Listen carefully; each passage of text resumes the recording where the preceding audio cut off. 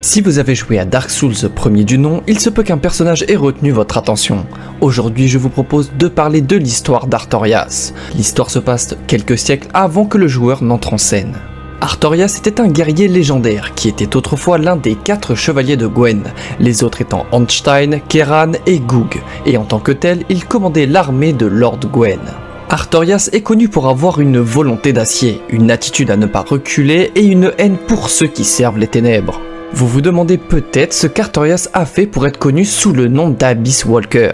Eh bien, à la Nouvelle Londo, il s'est procuré une bague spéciale connue sous le nom de l'Alliance d'Artorias. Ce qui rend cet anneau si spécial, c'est que son porteur peut traverser littéralement les abysses, et ainsi le légendaire chevalier a reçu son célèbre surnom. Avant d'aller plus loin, il convient de noter qu'Artorias partage un lien très spécial avec son grand loup bien-aimé, Sif. Le duo s'est battu côte à côte contre les abysses et les forces obscures qui les soutiennent. C'est cette entreprise qui conduit l'équipe à Olassil alors qu'il cherche à sauver la princesse Dusk d'Olassil après que les abysses aient ravagé la ville.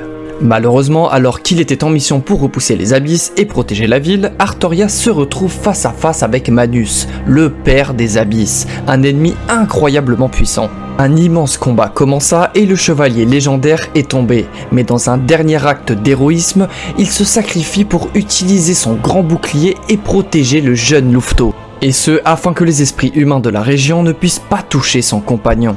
Cependant, avec son bras gauche maintenant brisé, Artorias erre sans but dans ces terres perdues, jusqu'à ce qu'il finisse par se perdre complètement dans les abysses.